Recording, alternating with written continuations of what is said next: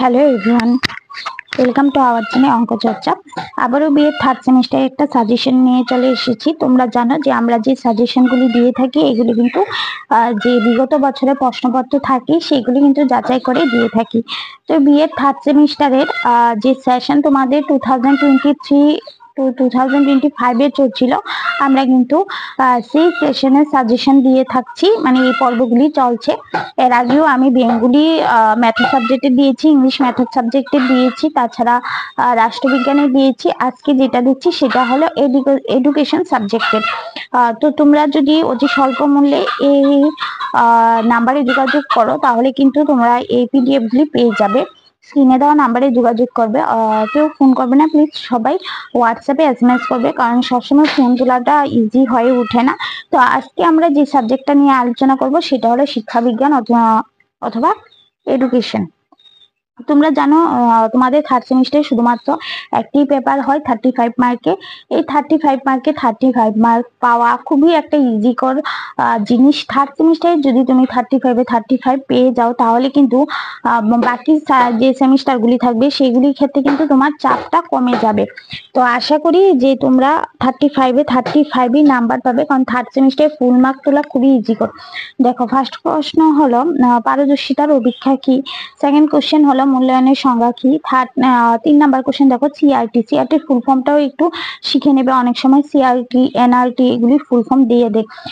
4 number দেখো শিক্ষা বিজ্ঞান বিষয়ে অনুশিক্ষণের 2টি সুবিধা লেখো। 5 নাম্বার শিক্ষামূলক ভ্রমণের 2টি গুরুত্ব লেখো।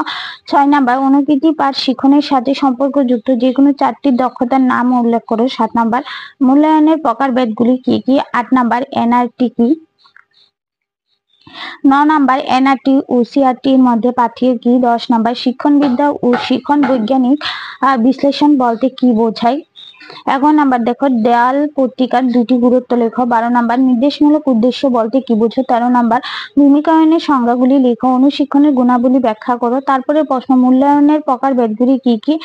আপনার বিষয়ে শিক্ষাবিজ্ঞানে অনুশিক্ষণের 2টি সুবিধা লেখো।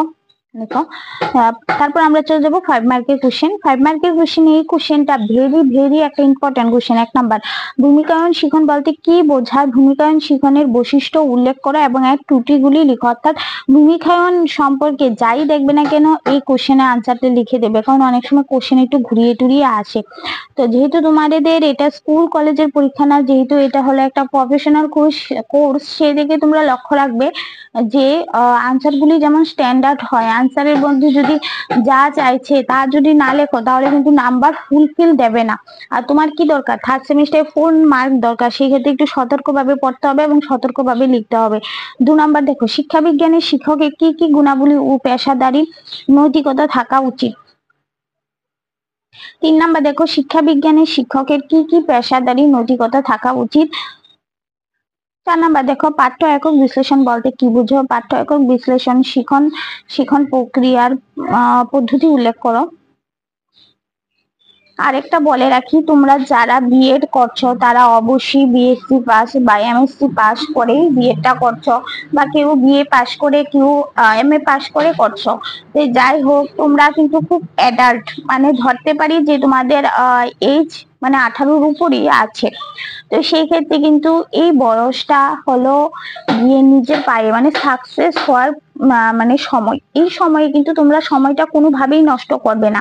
যেহেতু তোমরা বিএড করছো, বিএড এর পাশাপাশি তোমরা বিভিন্ন কম্পারেটিভ এক্সামের কিন্তু প্রিপারেশন নাও। প্রতি বছর স্টুডেন্টদের যারা পার্সোনালি আমার সাথে যোগাযোগ করে আমি কিন্তু সবাইকে এটাই বলি যে বিএড করছো ঠিক আছে, বিএড এর পাশাপাশি তুমি কম্পারেটিভ এক্সামের প্রিপারেশন শুরু করে দাও। এটার আশা করে বসে থাকবে না। যেই ভুলটা আমরা করেছিলাম আমাদের সময়, যখন বিএড করছিলাম আমরা কোনো কিছু প্রিপারেশন নেইনি, যখন বিএড করে বেরিয়েছি তখন দেখি পুরো সমুদ্রে এসে পড়েছি। তো সেই ভুলটা করবে না। বিএড এর পাশাপাশি অবশ্যই বিভিন্ন কম্পারেটিভ এক্সামের প্রিপারেশন নিয়ে নাও। তুমি বিএড করা থাকলে ট্যাট পরীক্ষায় বসতে পারবে, তাছাড়া তো বিভিন্ন পরীক্ষায় তুমি বসতে পারবে, কারণ যে কোনো পরীক্ষায় ইন্টারভিউ আসুক না কেন সেটা কিন্তু গ্রাজুয়েশন হলেই দেওয়া যায়। তো সেই ক্ষেত্রে বা 12 পাসেরও আসে, 12 পাস হলেও দেওয়া যায়। তো সেই ক্ষেত্রে তুমি কিন্তু বিভিন্ন কম্পিটিটিভ এক্সাম যখন দিতে বসবে তখন তুমি বুঝতে পারবে যে কোশ্চেন পত্র কিরকম হয়, কিরকম স্ট্যান্ডার্ড লেভেলের কোশ্চেন আসে। শুধুমাত্র ট্যাটের আশায় বসে থাকবে না। তোমরা জানো যে পশ্চিমবঙ্গের ট্যাটের অবস্থা কি, একবার পরীক্ষা হলে 4-5 বছর আর পরীক্ষা হতে চায় না। যদিও পরীক্ষা হয়, সেই পরীক্ষার রেজাল্ট আউট কিন্তু অনেক দেরিতে হয় এবং রিক্রুটমেন্ট কিন্তু মানে শুদ্ধ প্রক্রিয়ায় চলে সেটা বলা সম্ভব না। তো সেই ক্ষেত্রে শুধু টেটের আশায় না বসে থেকে বিএড এর পাশাপাশি তুমি বিভিন্ন কম্পারেটিভ এক্সাম দেওয়ার চেষ্টা করো। বিশেষ করে স্টেট থেকে বেশি আমি বলবো সেন্ট্রালের যে এক্সামগুলি আছে সেগুলি দেওয়ার চেষ্টা করো, কারণ সেন্ট্রালের যে এক্সামগুলি থাকে খুব স্ট্যান্ডার্ড প্রশ্ন করা হয়, আর যে স্টেটের প্রশ্নগুলি হয় সেগুলি আর বলার লাভ নেই, তোমরাই জানো আমার থেকে ভালো। শুধুমাত্র যে পশ্চিমবঙ্গে টিচার রিক্রুটমেন্টের ক্ষেত্রে এই অবস্থা এমন না, কিন্তু যে তোমাদের পার্শ্ববর্তী রাজ্য ত্রিপুরায় দেখো সেখানেও কিন্তু সেম অবস্থা। লাস্ট 2022 সালে ট্যাট পরীক্ষা হয়েছে, এখন 2025 চলছে, এখনো পর্যন্ত ট্যাট পরীক্ষা হওয়ার কোনো নামগন্ধ নেই। তো সেই ক্ষেত্রে তুমি আসামের দিকে দেখো, আসামে কিন্তু প্রতি বছর হয় না ট্যাট, বা হলেও কিন্তু যে রেজাল্ট আউট বের হতে মানে প্রসেসিং ভেরি ভেরি স্লো চলে। তো সেই ক্ষেত্রে বয়স তো আর বয়সে থাকবে না, সরকারি প্রসেসিং লেটে চলে, কিন্তু বয়সটা তো আর লেটে চলছে না, বয়সটা কিন্তু ঠিক চলে যাচ্ছে। তো সেই ক্ষেত্রে তোমরা জানো, মানে একটা কথা আমি বলে রাখি, as a teacher as a student সবকিছু মিলিয়ে, আমি একজন যেরকম টিচার আমি একজন স্টুডেন্টও, কিন্তু সবকিছু মিলিয়ে যে বয়সটা যখন 30-এর মানে সামনে চলে আসবে না, মানে 30 তুমি ধরে রাখো তোমার ডেডলাইন হলো 30-এর পরে তুমি কোনো ইন্টারভিউতে সেইভাবে টিকতে পারবে না, কারণ তখন ইয়ং জেনারেশন আসবে, ইয়ং জেনারেশনের সামনে তোমার টিকাটা ইম্পসিবল হয়ে যাবে। হ্যাঁ, পারবে না সেটা না, বাট অনেকটাই ইম্পসিবল এর পথে চলে আসবে। তো সেই ক্ষেত্রে 30-এর আগে যা করা করে নাও, 28, 29, 30 ঠিক আছে, 30-এর পরে দেন করাটা কিন্তু ইম্পসিবল হয়ে যায়, কারণ দিন দিন কিন্তু সবকিছু অনেক স্মার্ট হয়ে যাচ্ছে। আজকে তুমি এক জায়গায় দাঁড়িয়ে তুমি যতটা স্মার্ট আছো, ক্লাস 2, 3 ইয়া 4-এ পড়ে একটা বাচ্চাকে দেখবে তোমার সমান সে স্মার্ট আসছে। তো সে যখন তোমার লেভেলে আসবে সে কতটা তাহলে স্মার্ট হয়ে যাবে। তো সেই ক্ষেত্রে কিন্তু মানে ওল্ড এন্ড নিউ এই দুইটা জিনিসের মানে কম্পারেটিভ এক্সামে দেখলে বোঝা যায় যে ইয়ংরাই সব থেকে বেশি মানে নাম্বার স্কোর করতে পারে, ওরাই এগিয়ে যেতে পারে, ওরা কিন্তু পিছিয়ে যায়। তার জন্য বলছি ডেডলাইন সবসময় 30 ধরে রাখো, 30-এর পরে কিন্তু বিভিন্ন কম্পারেটিভ এক্সামে বসাও যায় না। আর সেই ক্ষেত্রে পড়াশোনাটা এত বছর চালিয়ে যাওয়াটা মানে অনেকই কষ্টকর হয়ে যায়। ছেলে বলো মেয়ে বলো, মেয়েদের তো বিয়ে হয়ে যায়, অন্য সংসারে গিয়ে পড়াটা খুবই কষ্টকর হয়। যে সকল আমার বিবাহিত যে স্টুডেন্টরা আছে ওদের সাথে প্রায় সময় কথা হলে বোঝা যায় যে ওরা কতটা যুদ্ধ করে এগিয়ে যাচ্ছে জীবনে। তো ছেলেদের ক্ষেত্রেও সেম, এমন না যে ছেলেরাও বসে বসে বাবার টাকায় পড়াশোনা করছে এমন না। অনেক ছেলে স্টুডেন্টদের আমি দেখি যে হয়তো টিউশনি করছে, পাশাপাশি বিএড করছে, হয়তো কিছু না কিছু করছে। মানে সেই ক্ষেত্রে যে জীবন যুদ্ধটা সেটা কিন্তু মানে তোমার বয়স যখন 25 হয়ে যাবে তখন কিন্তু শুরু হয়ে যায়। আশা করি তোমরা যারা এখন বিএড করছো তাদের বয়স 23, 24, 25 এরকম বা এর থেকেও বেশি হতে পারে। তো সেই ক্ষেত্রে কিন্তু মানে আমরা ছোটবেলায় যেটা বলি মানে বাবার হোটেলে থেকে পড়াশোনাটা করা, তখন কিন্তু সেটা আর হয়ে ওঠে না। সেক্ষেত্রে কিন্তু নিজে একটা ইনকাম সোর্স দরকার হয় এবং সেই ইনকাম সোর্স দিয়ে কিন্তু পড়াশোনাটা চালিয়ে যেতে হয়। তো সেই দিকে লক্ষ্য রেখে নিজের ডেডলাইন 30 বছর পর্যন্ত ধরে রাখবে, এর আগে তোমার যা করার করে নিতে হবে, 30 বছরের পরে কিছু আর হবে না। তো চলো পরবর্তী আমরা দেখিনি, সময় নষ্ট না করে, যেহেতু তোমাদের সামনে একদম 5 নাম্বার কোশ্চেন। দেখো কথাগুলি বললে কি আমাকে কি এক্সট্রা পয়সা দেবে, চ্যানেল কি আমাকে এক্সট্রা পয়সা দেবে তা না, কিন্তু কিন্তু কথাটা কেন বলছি, তোমাদের জন্য, তোমাদের ভালোর জন্য বলছি, যাতে তোমরা একটা মানুষও যদি আমার কথাটা শুনে তার ব্রেনে এটা আসে যে না আমার কিছু করতে হবে, আমার ভালো প্রিপারেশন নিতে হবে, তাহলে মনে করবো যে এজ এ টিচার হিসাবে আমি সাকসেস। তো চলো পরবর্তী কোশ্চেনটা দেখি। শিক্ষা বিজ্ঞানের দেওয়াল ও বার্ষিক পত্রিকার গুরুত্ব সম্পর্কে আলোচনা করো। পরবর্তী 6 নাম্বার দেখো, অনুশিক্ষণের সোপানগুলি কি কি। এখানে অনুশিক্ষণের যে ধাপগুলি কি কি এরকমও দিতে পারে, তো সেক্ষেত্রে নজর রাখবে। ক্লাস 11-এর যে কোনো একটি পাঠ্য নিয়ে মানে ধাপগুলি বলো। এখানে 11-এর জায়গায় 12ও দিতে পারে, কারণ তোমরা জানো যে শিক্ষা বিজ্ঞান শুধুমাত্র 11 এবং 12 আছে, দুইটার মধ্যে দেবে। যেটাই দেখ না কেন তুমি যেরকম ভাবে আছে সেরকম ভাবেই লিখে দেবে। 7 নাম্বার দেখো, শিক্ষা বিজ্ঞানের বিতর্কের গুরুত্ব বিবৃতি করো। 8 নম্বর দেখো, সংক্ষেপে শিক্ষা বিজ্ঞানে অনুকৃতি পাঠের নির্দিষ্ট বৈশিষ্ট্যগুলি উল্লেখ করো। অনুকৃতি পাঠের সঙ্গে সম্পর্কিত 2টি দক্ষতার নাম লেখো।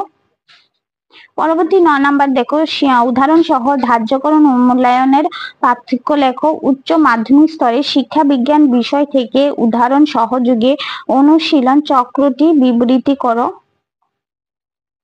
দেন আমরা চলে যাব 10 মার্কের কোশ্চেন। একজন শ্রেণীর শিক্ষা বিজ্ঞান, একাদশ শ্রেণীর শিক্ষা বিজ্ঞানের শিক্ষার্থীদের জন্য সপ্তাহব্যাপী শিক্ষামূলক ভ্রমণ আয়োজন করো। শিক্ষণীয় স্থান নির্বাচন, আয় ব্যয়ের, এখানে আয় হবে আয় ব্যয়ের হিসাব রচনা, ভ্রমণ সহায়কদের তালিকা নির্বাচন, ভ্রমণ সূচি ও ভ্রমণ সংক্রান্ত যা দরকার উল্লেখ করে তা রচনা করা।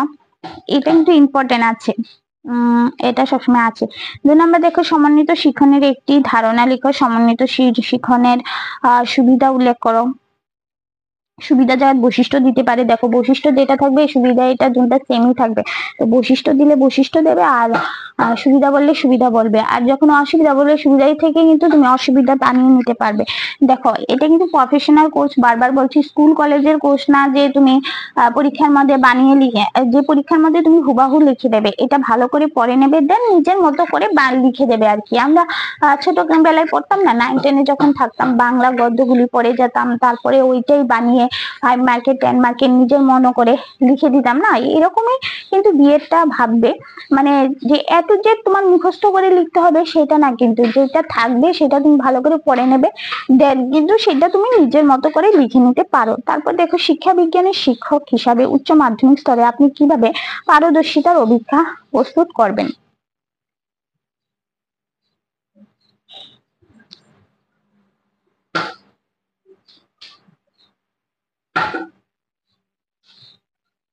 দেন দেখো, শিক্ষা বিজ্ঞান বিষয়ে যে কোনো একটি বিজ্ঞানসম্মত একক পাঠ্য বিশ্লেষণ কিভাবে করবেন। শিক্ষা বিজ্ঞানের একাদশ বা দ্বাদশ শ্রেণীর পাঠ্যসূচকের অন্তর্গত যে কোনো একটি পাঠ্য একক নির্বাচন করে পাঠ্য বিশ্লেষণ করো।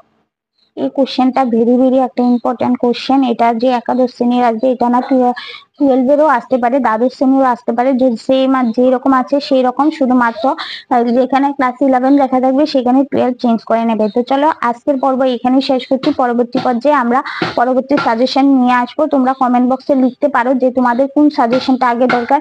যেটা কমেন্ট বক্সে আসবে আমি কিন্তু সেটাই আগে দেবো। আমরা সবগুলি রেডি করছি, কারণ সাজেশন তো এরকম ভাবে দিয়ে দিলে হয় না, একটু বুঝে শুনে বানাতে হয়, তার জন্য আমাদের একটু লেট হয়। কিন্তু পরীক্ষায় হলে গিয়ে দেখবে যা পড়ে গেছে সবকিছু কমন পড়বে। তো চলো ভাই আজকে এখানে রাখছি।